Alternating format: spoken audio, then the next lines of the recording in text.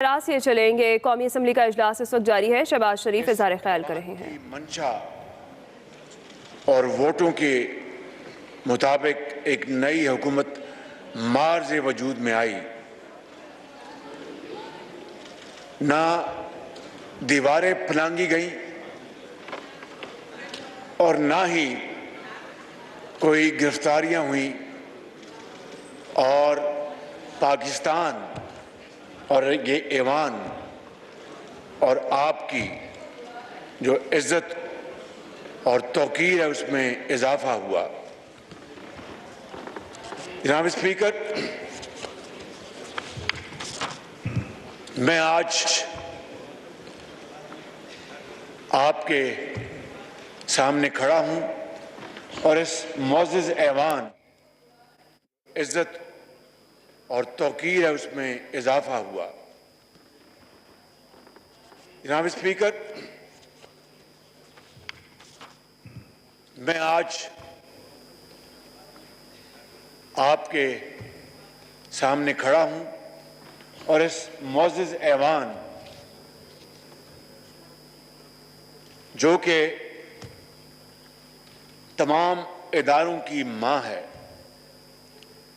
तमाम इदारे इसी पार्लियामेंट की कोख से उन्होंने जन्म लिया। क्या मैं बड़े अदब से आपसे ये सवाल करना चाहता हूं और इस मोअज़्ज़ज़ ऐवान के तमाम मेंबरान से आयल के दोनों तरफ कि क्या किसी जत्थे को या किसी जमात को डंडों और पत्थरों के जरिए ये हक दिया जा सकता है कि वो आइन से बगावत करे और आइन को तहवाला करे। जनाब स्पीकर, ये हमारी हुकूमत जो 11 अप्रैल को मैंने हल्फ उठाया था, दो हमारे सामने जो मुतहद्दा जो पार्टियां जो इसका हिस्सा हैं, दो हमारे सामने अहदाफ थे। एक, शफाफ तरीके से आइंदा इलेक्शन हो, जिसका आज यहाँ पर बिल पेश किया गया और मैं मुबारकबाद देता हूँ इस हाउस को कि उन्होंने आज ये बिल पास करके आइंदा के लिए शफाफ इलेक्शन की बुनियाद रख दी है। और उसके लिए तमाम मैं कायदीन और मेंबरान का न सिर्फ शुक्रगुजार हूँ बल्कि मुबारकबाद पेश करता हूँ और आपका भी बहुत शुक्रगुजार हूँ जनाब स्पीकर कि आपने बड़े अच्छे अंदाज में आज इनके ऊपर आपने बहस करवाई। और दूसरा जनाब स्पीकर, हदफ ये था और है कि हम जो डूबती हुई हमारी मईशत है, जो हचकोले खा रही है, उसको हम सब मिलकर उसको हम शबाना रोज मेहनत करके हम उसको किनारे पर लगाएं। ये काम एक इंतहाई मुश्किल काम है, जान जोखों का काम है, लेकिन जनाब स्पीकर, दुनिया की तारीख, असर हाजिर की तारीख इस बात की गवाह है, पुकार पुकार कर हमें बताती है कि जब हालात बहुत मुश्किल हों और बहुत बड़े चैलेंजेस हों तो फिर उतनी कुव्वत और मेहनत से जब आप काम करते हैं तो फिर हालात का रुख बदल जाता है और हालात बहुत अच्छे बन जाते हैं। ये दुनिया की तारीख हमें बताती है, हमें कुरान करीम इसका सबक देता है, नबी करीम सल्लल्लाहु अलैहि वसल्लम की उसवा हसना, उससे हमें ये सबक मिलता है। जी, तो मैं समझता हूं जनाब स्पीकर कि ये है वो दो अहदाफ जिसके लिए मैं और ये हमारी इस टीम के मेंबरान जिसके लिए दिन रात मेहनत कर रहे हैं। तो क्या जनाब स्पीकर, इन हालात में जब पिछली हुकूमत ने मईशत का बेड़ा गर्क कर दिया और आज जब हम उसको ठीक करने के लिए मेहनत कर रहे हैं, उसका फल तो अल्लाह ताला ने देना है, तो क्या फिर किसी फितना फसाद और अनारकी की गुंजाइश है? क्या फिर दोबारा धरनों की गुंजाइश है? मैं आपको 2014 में लिए चलता हूं जनाब स्पीकर, इस मौजूद ऐवान को, कि जब यहां पर डी चौक में धरने हो रहे थे और जनाब स्पीकर सुप्रीम कोर्ट के दीवारों पर मैले कपड़े वहां पर रखे गए थे और जनाब स्पीकर कब्रें खोदी गई थी, कब्रें खोदी गई थी और इमरान नियाजी गला फाड़ फाड़ कर कह रहे थे कि जाओ उस वक्त के वज़न का गला पकड़ के लाओ और उनको यहां पर लेके आओ। और जनाब स्पीकर रात के अंधेरे में डंडे और सोटों से चल पड़े और कहा कि पार्लियामान पे हमला कर दिया और पाकिस्तान टेलीविजन पर हमला कर दिया। जनाब स्पीकर, वो दिलखराश मनाजर आज भी हमारी आंखों के सामने है। मैं आपकी खिदमत में ये अर्ज करना चाहता हूं कि उसके नतीजे में क्या हुआ। चीन के सदर हमारे पाकिस्तान के बेहतरीन दोस्तों में चीन हमारा दोस्त है, इसमें कोई दो राय नहीं। पेशावर से लेकर कराची तक पूरी कौम 22 करोड़ अवाम इस बात को जानते हैं कि पाकिस्तान के बेहतरीन दोस्तों में चीन शुमार होता है। हमारे दूसरे इस्लामी ममालिक भी हमारे दोस्त हैं। तो चीन के सदर तशरीफ ला रहे थे और चीनी सफीर जो उस वक्त यहाँ पर थे, उन्होंने उनको पैगाम भिजवाया कि मेरे सदर आ रहे हैं और आपके दोस्त आ रहे हैं, आप मेहरबानी करके ये खाली कर दे जगह। इमरान नियाजी ने साफ इनकार कर दिया।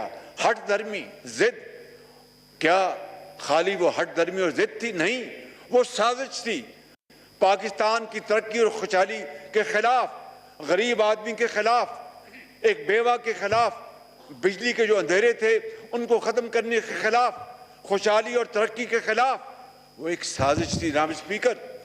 और इस तरह वो दौरा मुअख्खर हो गया और फिर 7 महीने के बाद वो दोबारा तशरीफ लाए अप्रैल 2015 में, और जो मुआहदे सितंबर 2014 में जिनके ऊपर दस्तखत होने थे वो 7 महीने मुअख्खर हो गए। इसलिए कल जब मैं कोरोट में था, जो 720 मेगावाट का पन बिजली का मंसूबा है, आपसे बेहतर कौन जानता है, आप खुद इसके मिनिस्टर रहे हैं और वजीर आज़म भी रहे हैं, तो कल वहाँ पर मैंने ये कहा कि अगर ये मंसूबा ये 2014 में ये दस्तखत हो जाते चीनी सदर और वजीर आज़म नवाज शरीफ के दरमियान, तो ये मंसूबा 1 साल पहले मुकम्मल हो जाता और 700 मेगावाट बिजली इस कौम को मिलती, सस्ती बिजली। लेकिन उसके बावजूद मैं समझता हूं कि कल चीनी कंपनी के चेयरमैन ने मेरी दरख्वास्त पर यह कहा, मैंने कहा कि जब तक COD, आप जानते हैं कि COD के क्या मानी है कि कमर्शियली ऑपरेटेड डेट, तब तक जब तक ये बिजली की तरसील आप देंगे, आप वो जो भी नर्ख हैं आप ना लें, हमें ये बिजली आप उस वक्त तक मुफ्त दें। जनाब स्पीकर, कल उन्होंने वादा कर लिया और 4 अरब रुपए इस कौमी खजाने में, वजीर खजाना यहाँ पर मौजूद हैं जिनको खाली खजाना में 4 अरब रुपए का फायदा पाकिस्तान को हुआ।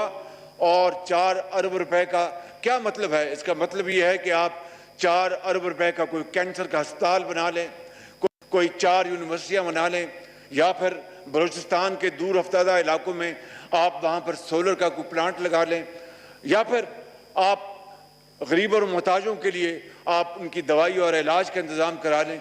जनाब स्पीकर, ये कौम इस वक्त बहुत दुखी कौम है। इस कौम के जिस्म पर बहुत गहरे जख्म लग चुके हैं। पिछले 3.5 सालों में, 3.25 सालों में गाली गलोच के अलावा कुछ नहीं हुआ। मैं नाम नहीं लेना चाहता, मेरे साथ कल जो मुसाफिर जो अपने सफ़र कर रहे थे, ऑनरेबल ये मिनिस्टर अपना एहसन इकबाल साहब थे और हमारे इंजीनियर साहब थे, वो यहाँ पर मौजूद खुर्रम दस्तगीर, उनको एक शख्स ने कहा, वो जुमला कहा, मुझे बखुदा गो के हमारी वो सियासी मुखालफत है, सियासी मुखालफत होती है, दोस्ती भी होती है PTI से, उसने कहा कि उस दौर में बहुत वक्त ज़ाया हुआ। मेरा दिल पसीज गया, एक बतौर पाकिस्तानी के मुझे बेपना शर्म आई कि क्या आज हमें यह भी ताना सुनना पड़ रहा है ऐसे लोगों से जो कि पाकिस्तान के मुरब्बी और पाकिस्तान के दोस्त हैं। जनाब स्पीकर, यकीन करें कि कौमों की जिंदगियों में बड़े बड़े मुश्किल वक्त आते हैं, लेकिन इस तरह की तानाजनी कि पिछले दौर में कुछ नहीं हुआ और वक्त ज़ाया हुआ, मैं समझता हूं कि ये कायदे आज़म की रूह को तड़पाने के मुतरादिफ है। लाखों मुसलमानों ने जो इस मुल्क के लिए शहादत दी, पाकिस्तान के लिए, उनकी रूहों को दुख देने के मुतरादिफ है।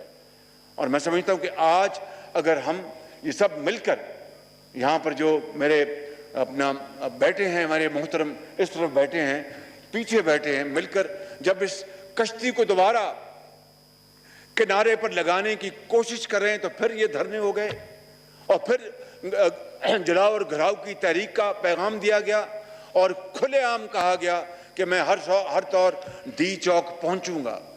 जनाब स्पीकर, मैं आपसे ये अर्ज करना चाहता हूं कि जो इस तरह जो शख्स 3.5 साल गाली गलोच उसका ओढ़ना बिछौना था, दिन रात वो अपना ऑपोजिशन को चोर और डाकू कहना और फिर गुलों को और गुलदस्तों को उसको मस्मार कर दिया, उसको अपना क्या कहते हैं जी, उसको बेजान कर दिया, उसको मसल दिया और आज फिर दोबारा उसी वही 2014 की जो इंतहाई दिल खराश वाक़यात की उसको दोबारा ज़हनों में ताज़ा हो रही याद उसकी।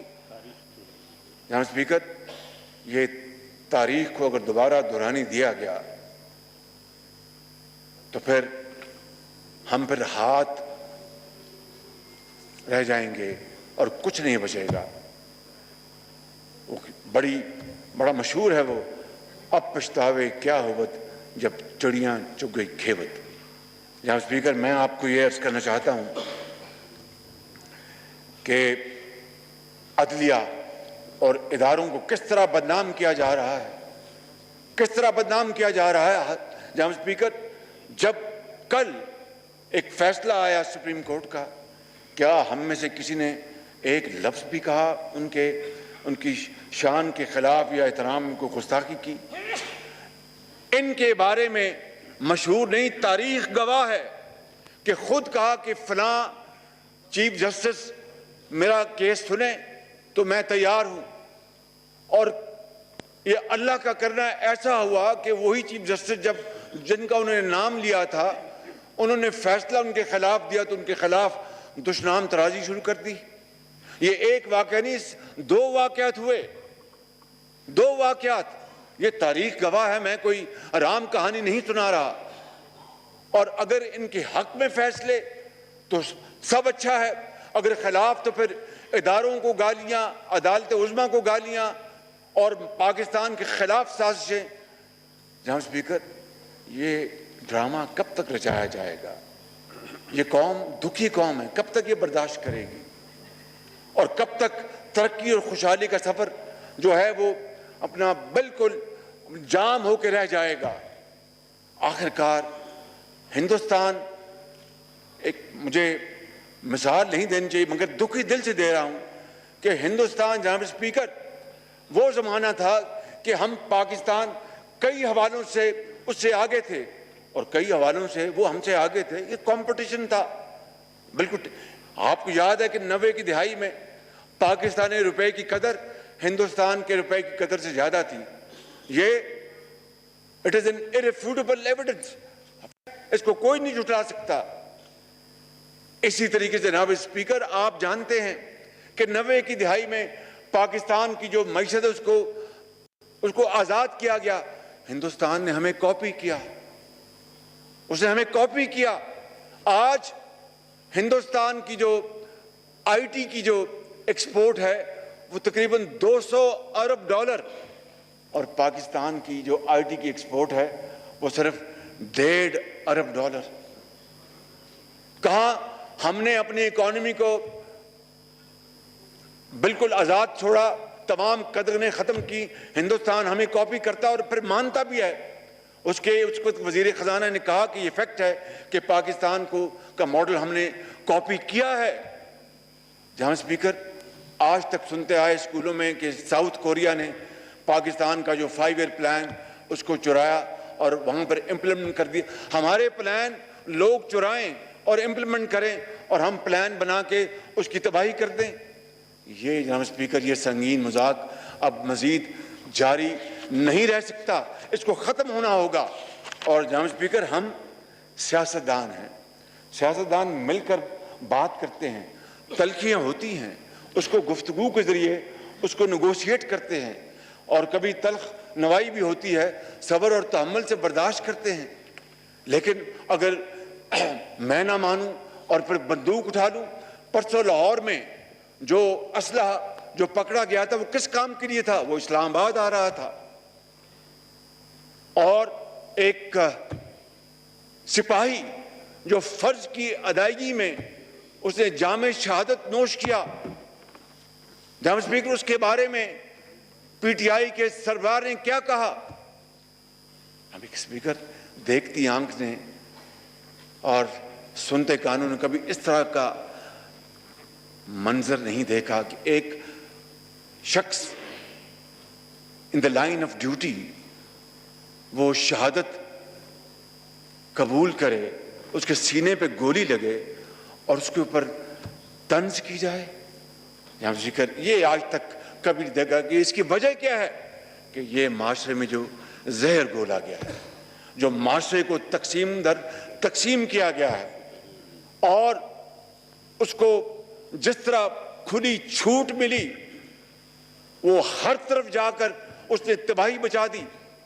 तो आज अगर हम ये लोग इस मुल्क के अजीम बाशिंदे हैं, ये बहनें हैं, ये बुजुर्ग बैठे हैं, नौजवान बैठे हैं, इस तरफ बैठे हैं, पीछे बैठे हैं, ये अगर उन्होंने एक कमर बांध ली है कि हमने ये काम करना है और मेहनत करनी है और ये हालत बदलनी है, अल्लाह ताला का भी हुक्म है, तुम अपनी हालत खुद नहीं बदलते, मैं उस कौम की हालत नहीं बदलता। तो जब इन्होंने ये फैसला कर लिया है तो फिर दोबारा धरने, फिर आग लगाओ। किस तरह कल इस्लामाबाद के इस हसीन बाग को उजाड़ा गया, हर तरफ अपन धुआं था, आग लगी हुई थी, और लोग ना जाने किस तरह मेहनत करके मालियों ने वो बाग लगाए, फूल के गुलदस्ते उगाए, और किस तरह उनको कल उजाड़ा गया। जनाब स्पीकर, ये है वो हालात जिसके लिए मैं आज आपके सामने खड़ा हूँ। ये हैं वो हालात जिसमें 3.5 साल इस ऑपोजिशन जो आज गवर्नमेंट में है उसको गाली बना दिया गया, उसका नाम गाली रख दिया गया।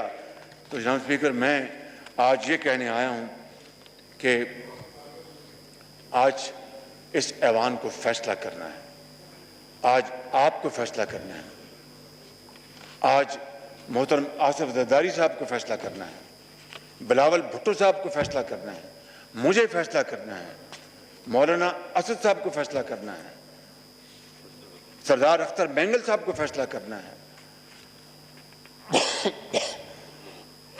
सरदार खालिद मक्सी को फैसला करना है, मौलाना फजल रहमान साहब को फैसला करना है, इस ऐवान ने फैसला करना है,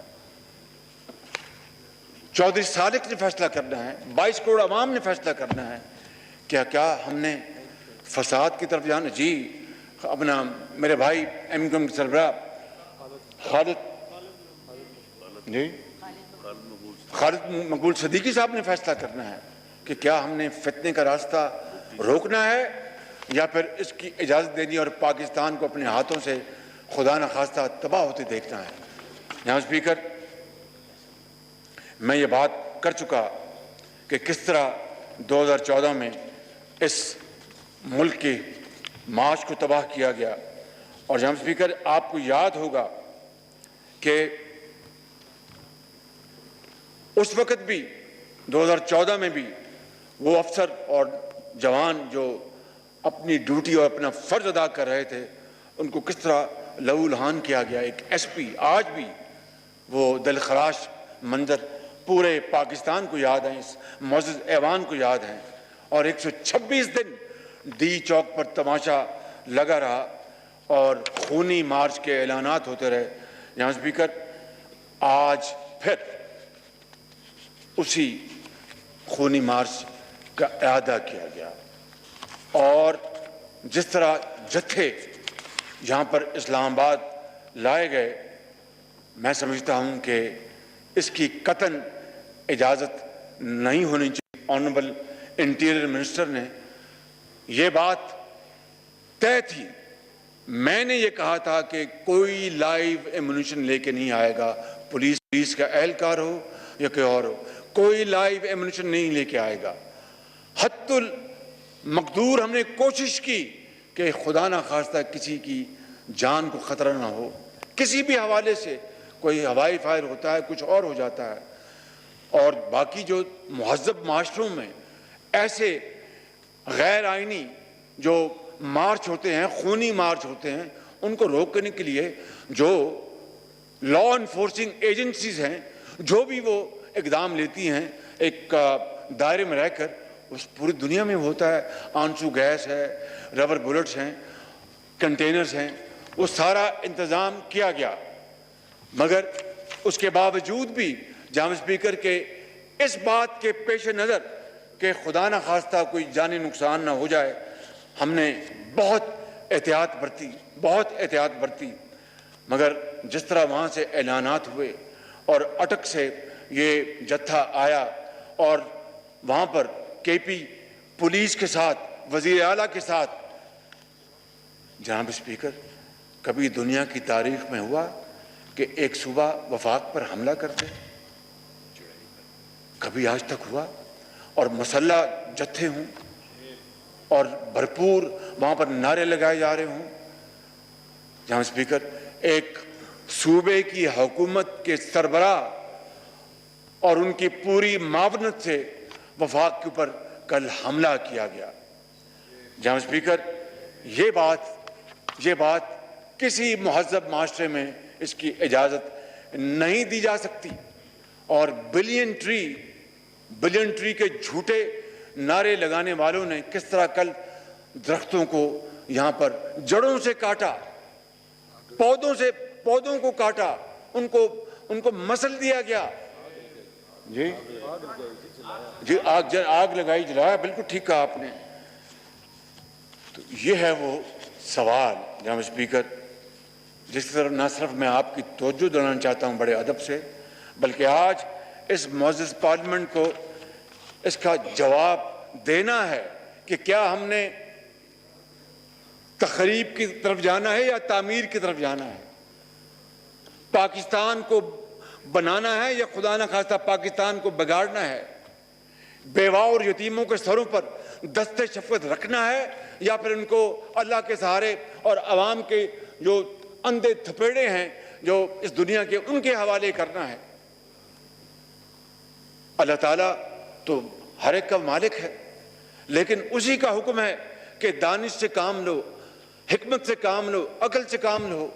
ये तो फैसला हमने करना है कि मस्जिद की तरफ जाना है या जिस तरह मौलाना साहब आज फरमा रहे थे, या फिर एक खुदा न खास्ता कहवा खाने में जाना है। ये तो फैसला हमारी अकल और दानिश ने करना है।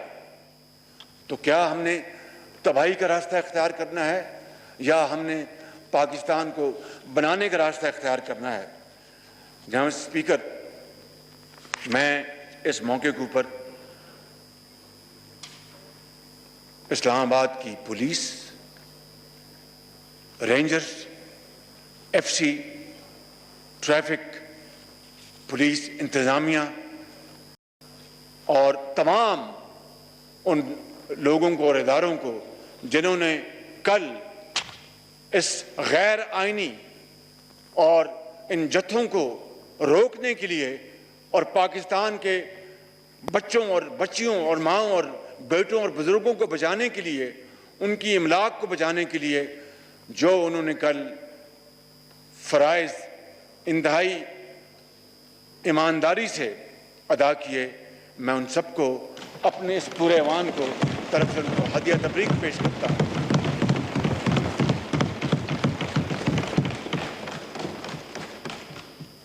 और लाहौर में वो शहीद सिपाही, उनको पूरा ऐवान उनके लिए दुआ गो है कि अल्लाह ताला उनको, कुरान करीम इस बात की जगह जगह फरमाता है कि इनको मुर्दा मत कहो, ये जिंदा हैं। बहरहाल अल्लाह ताला उस अजीम सिपाही के दर्जात बुलंद करे। और जनाब स्पीकर, उनके घर वालों से ताज़ीद करना एक सुन्नत भी है, एक फ़र्ज़ भी है, रिवाज भी है, समाज भी है। लेकिन कौन उन बच्चों और बेवा को जनाब स्पीकर ये तसल्ली देगा कि हमारे अब्बू कब वापस आएंगे, माँ मेरा बाप कहाँ चला गया, कब वापस आएगा। ये है वो दास्तान, दिलखराश दास्तान। और उम्रें गुजर जाएंगी, वो बच्चे और बेटियां और वो बेवा अपने खामन को और वो बच्चे अपने वालिद को भूलेंगे नहीं। और फिर उसके ऊपर जख्मों के ऊपर नमक छिड़कना, इससे बड़ी जुल्म और ज्यादती की बात जनाब स्पीकर नहीं हो सकती। मैं आज उस शहीद के लिए भी वफाक की तरफ से, और जो हमारे लाइन ऑफ ड्यूटी में जो लोग बच्चे बेटे हमारे ज़ख्मी हुए हैं, उनके लिए मैं वफाक की तरफ से एक पैकेज का ऐलान करता हूं, ताकि इनका हौसला बढ़े, इनकी हौसला बढ़े, इनको हिम्मत हो कि हर अच्छे काम के लिए हुकूमत वक्त उनकी पुष्ट पर है। जनाब स्पीकर, शहीदों के जाने का दुख, उनके अहला खाना से हम सब ताज़ियत करते रहेंगे, दुआ भी करते रहेंगे। मेट्रोस की तामीर भी फिर हो जाएगी। हमने पहले भी तामीर की थी, इन्होंने तकरीब की, फिर हम तामीर करते जाएंगे। जितनी बार ये जलाएंगे हम उसको दोबारा बनाते रहेंगे। लेकिन ये सफ़र कब तक, ये मजाक कब तक, ये मेरा वतन, ये मेरे वतन के 22 करोड़ अवाम कब तक इस संगीन मजाक को ये झीलते रहेंगे। जनाब स्पीकर, ये है वो सवाल, चुपता हुआ सवाल, जिसका जवाब आज इस मोअज़्ज़ज़ ऐवान ने देना है। जनाब स्पीकर, आपको याद है, ये कोई बहुत माजी बईद की बात नहीं, माजी करीब की बात है, जब दहशतगर्दी के हाथों इस कौम के हज़ारों नौजवान, आज भी जब आप किसी सड़क पर जाते हैं तो कोई अगर बेचारा वो माजूर है तो शायद कि उसको दहशतगर्दी के ज़माने में किसी दहशतगर्द ने बम फेंका, उसकी टांग उसकी टूट गई, कट गई। अगर कहीं कोई माँ अगर अपना बिस्तरे मर्ग पर दराज है तो वो इलाज ना करा सकी, इसलिए कि दहशतगर्दी के अंधे थपेड़ों के हवाले उसको कर तो दिया गया, लेकिन घर वालों पे इलाज के इतने वसाइल नहीं थे। ये हैं वो अजीम कुर्बानियाँ जनाब स्पीकर, हज़ारों पाकिस्तानियों ने दी हैं, सिपाहियों ने दी हैं, पुलिस के अफवाज पाकिस्तान के अफसरों और जवानों और उनके बेटों ने दी है, लॉ इन्फोर्सिंग एजेंसी ने दी हैं, पूरे चारों सूबों के अवाम ने दी हैं, और सबसे बढ़कर खैबर पख्तूनख्वा के अवाम ने दी हैं, जो कि एक फ्रंट लाइन के तौर पर ये जंग लड़ता रहा दहशतगर्दी की। तो आज उसके बाद पेशावर में जहाद के नारे लगाए जाएं। जहां स्पीकर, जहाद किसके खिलाफ? हिंदुस्तान के खिलाफ, दुश्मन के खिलाफ, किसके खिलाफ जहाद के नारे लगाए गए? जहां स्पीकर, यह है वो सवाल। अगर इसका जवाब इस कौम को ना मिला और इस ऐवान ने ना दिया तो फिर खुदा न खास्ता हमारी जो डायरेक्शन जो है हमेशा के लिए तब्दील हो सकती है। जब स्पीकर, ये वहां पर पेशावर में जहाद के नारे लगाए गए और मजहब को जाती मकसद के लिए इस्तेमाल किया गया, इससे बड़ा कभी और कोई फेल हो नहीं सकता। इस फेल का जितनी शिद्दत से ये ऐवान उसकी मजम्मत करे जनाब स्पीकर, वो कम होगी। मैं चाहूंगा कि आज इस बात के खिलाफ और कल के वाक़यात के खिलाफ ये ऐवान एक करारदाद मंजूर करे, इसकी भरपूर मजम्मत करे और आइंदा ऐसे वाक़यात की रोकथाम के लिए कोई भी हुकूमत हो उसको पूरा इख्तियार दे कि वो आवाम की जान और माल की हिफाजत के लिए वो भरपूर आगे बढ़े।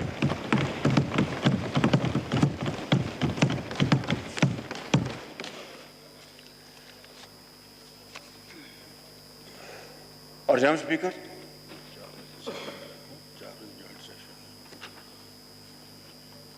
मैं वक्त की किल्लत को बिल्कुल समझता हूँ। जनाब स्पीकर, जॉइंट सेशन भी है, मैं अपनी बात को मैं बहुत करीब ले आता हूँ ताकि जॉइंट सेशन के ऊपर ये इजलास जो है वो रुकावट ना बने। जनाब स्पीकर, मैं यहाँ पर मोहतरम अजीम मुजाहिद यासिन मलिक की भी बात करना चाहता हूँ।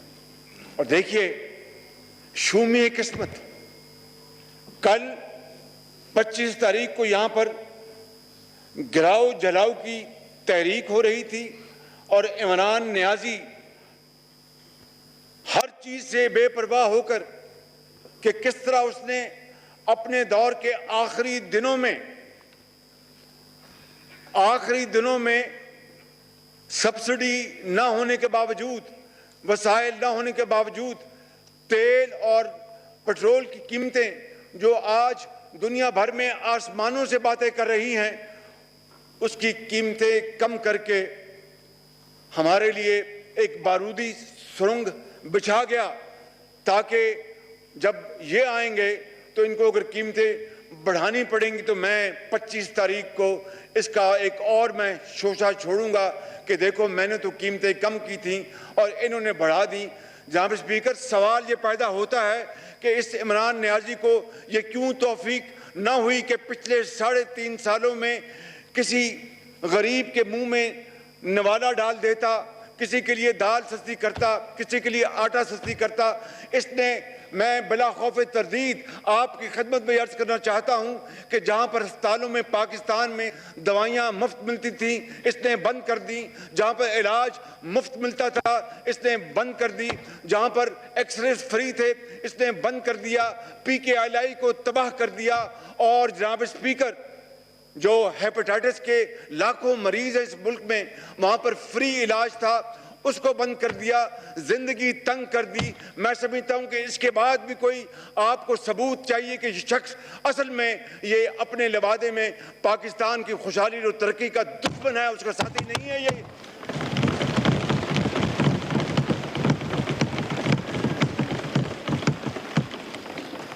यही वजह है कि जानते सब अगर एक अकल का अंधा भी जानता था कि 25 तारीख को यासिन मलिक की किस्मत का फैसला हिंदुस्तान के जो जाबर हैं, जालिम हैं, उन्होंने करना है, तो फिर अगर कश्मीरियों का इतना एहसास था और कश्मीर की वादियों में गिरने वाला खून, दिन रात गिरने वाला खून, उसका अगर इतना एहतराम था तो कल फिर कम से कम इस दिन के हवाले से कोई और दिन चुन लेता।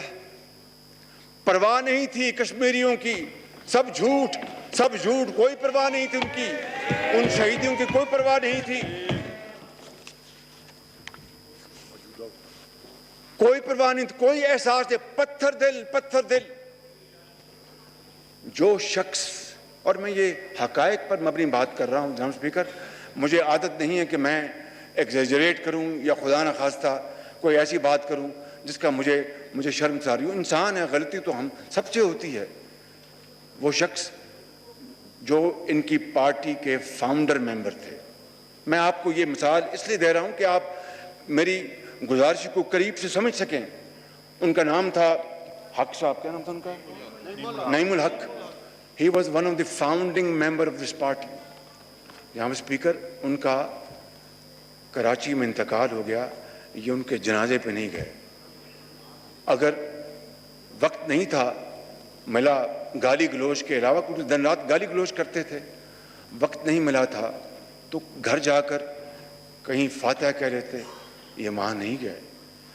जिस शख्स का ये आलम हो कि इतना पत्थर दिल हो कि परवाह तक ना हो एक ऐसे साथी की जिसने PTI की बुनियादें रखी, उनके उसकी बुनियाद में सीमेंट डाला, गारा डाला, तो कश्मीरियों की ये किस तरह परवाह करेगा? अगर ये वाकई पीटीआई के लीडर था और पाकिस्तान की इज्जत वकार इसको बहुत अपना अहम था, तो फिर कल यासिन मलिक के हवाले से पिछले 5 दिन से ये शोर पूरी दुनिया में मच रहा था कि उसको नाजायज सजा दी जाएगी। इसने जानबूझ के ये दिन रखा कि मुझे क्या परवाह इन कश्मीरियों की, मैंने पाकिस्तान में आग लगानी है खुदा न खास्ता और जलाओ घराओ करना है, कुछ हो जाए मैं इसे बाज नहीं आऊँगा। ये है वो मेंटेलिटी, ये है वो एक इंतहाई कभी सोच, स्पष्ट सोच, जिसने पाकिस्तान को आज तबाही के दहाने पर नहीं, खुदा न खास्ता बिल्कुल तबाही के दहाने लगा दिया है। लेकिन मैं समझता हूं कि जनाब स्पीकर, यासिन मलिक के हवाले से मैं बात कर रहा था कि वो एक अजीम माँ का एक अजीम बेटा है, और आज ये पूरा ऐवान, कल जो सजा दी गई नाजायज़ यासिन मलिक को, पूरा अवान एक आवाज़ के साथ उसकी भरपूर मजम्मत करता है। और रावलपिंडी में उनकी अहलिया और उनके बच्चों के साथ हमारे दिल धड़कते हैं, उनको यकीन दिलाते हैं कि जब तक हमारे जिस्म में सांस है, जान है, खून दौड़ रहा है, हम यासिन मलिक के लिए, कश्मीर की आज़ादी के लिए, कश्मीर की अक़वाम मुत्तहिदा के करारदादों के मुताबिक उनकी हक़ खुद इरादियत के लिए हम इंशाअल्लाह हमेशा पाकिस्तान का 22 करोड़ कुंबा उनके लिए साथ खड़ा होगा और शाना बशाना उनकी आवाज़ में आवाज़ बनाएगा। जनाब स्पीकर, मैं ख़त्म कर रहा हूँ। मुझे मालूम है कि आप मुझे इशारतन ये बात कर रहे हैं। जनाब स्पीकर, मैं आपको ये कहना चाहता हूँ कि इस वक्त मुल्क पाकिस्तान, कायद का पाकिस्तान यकीनन ख़तरात में मंडला रहा है। और अगर बात इलेक्शन की थी, जिस तरह मैंने कहा, तो फिर ये ऐवान में आते। जनाब स्पीकर, मैं ये बात वाज़ेह कर देना चाहता हूँ इस जत्थे के सरबराह को कि तुम्हारी डिक्टेशन नहीं चलेगी, ये हाउस खुद फैसला करेगा। हमें शफाफ इलेक्शन कराने हैं, कब कराने हैं ये ऐवान फैसला करेगा, ये ऐवान फैसला करेगा। और जब तक ये कोलिशन गवर्नमेंट चाहेगी, हम दिन रात मेहनत करके मसाइल को हल करेंगे। इस हुकूमत की जो मियाद 1 साल 2 महीने है, इमरान खान न्याजी किसी भूल में न रहना। हम बातचीत के दरवाजे खुले हैं, बातचीत करना ये सियासतदानों का सबसे आला ज़र्फ होता है, सबसे शानदार टूल होता है, हथियार होता है। बातचीत के लिए दरवाजे खुले हैं। मैं कमेटी बना सकता हूं, लेकिन अगर तुम्हारा ख्याल है कि तुम हमें मरूब कर लोगे, ब्लैकमेल कर लोगे, डिक्टेशन दोगे, तो अपने घर में दो, इस ऐवान को मत दो ये डिक्टेशन।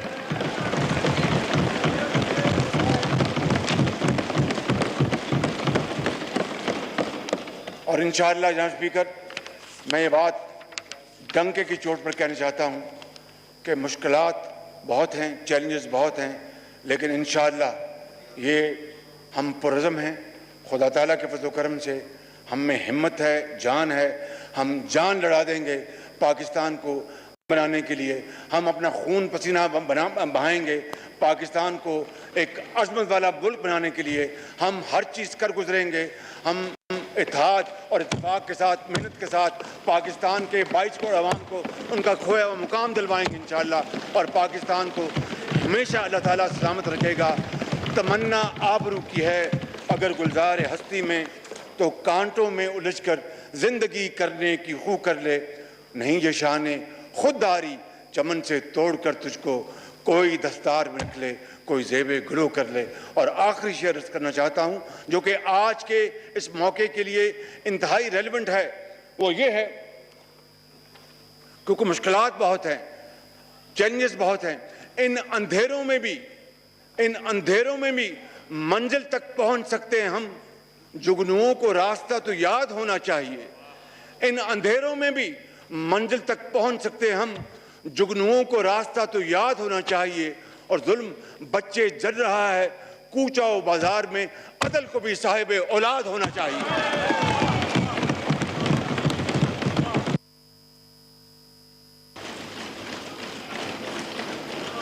ऐवान की कार्रवाई बरोज़ जुम्मा 27 मई 2022 दोपहर 11 बजे तक मुलतवी की